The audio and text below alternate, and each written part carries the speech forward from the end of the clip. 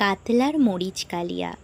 নামটা একটু আনকমন লাগছে, তাই না? আনকমন হলেও রেসিপিটা কিন্তু ভীষণ সহজ আর খেতেও দারুণ সুস্বাদু হয়। তাহলে রেসিপিটা শেয়ার করা যাক। আচ্ছা, একটা পেস্ট বানানোর জন্য একটা গোটা পেঁয়াজের অর্ধেক অংশ, একটা গোটা টমেটোর অর্ধেক অংশ আর কিছুটা কাঁচা লঙ্কা আর জিরে দিয়ে একটা সুন্দর পেস্ট বানিয়ে নেব।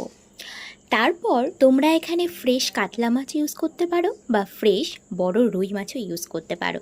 দুটোতেই স্বাদ কিন্তু অতুলনীয় হবে।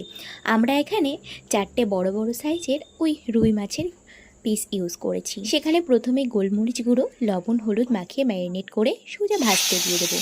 বেশিক্ষণ না ভাজলেও হবে, কম করে ভাজলে আই থিঙ্ক রান্নাটা টেস্টটা আরও সুন্দর হয়। কিন্তু কি বলো তো, আমার আবার ওই মাছ কড়া করে না ভাজলে খেতেই ইচ্ছা করে না, তাই আমার জন্য মা মাছটা কড়া করেই ভাজে। এবার ওই মাছ ভাজা তেলের ভিতরেই ফোড়নের জন্য 2টো শুকনো লঙ্কা আর কালো জিরে দিয়ে ওই যে করে রাখা পেস্টটা ঢেলে দেবো, আর স্বাদ মতো লবণ, হলুদ, তারপরে একটু কালার আনার জন্য কাশ্মীরি লঙ্কার গুঁড়ি দিয়ে সুন্দরভাবে একটু কষিয়ে নিয়ে তারপরে মাছগুলো দিয়ে আর একটু কষিয়ে নিয়ে মিক্সি বাটি ধোয়া জলটা দিয়ে দেব আর পরিমাণ মতো জল দিয়ে দেব। আর তারপর ফুটে আসলে পারেই শেষে ওই যে টমেটোর অর্ধেক অংশ কেটে রেখে দিয়েছিলাম সেটাকে দিয়ে দেব।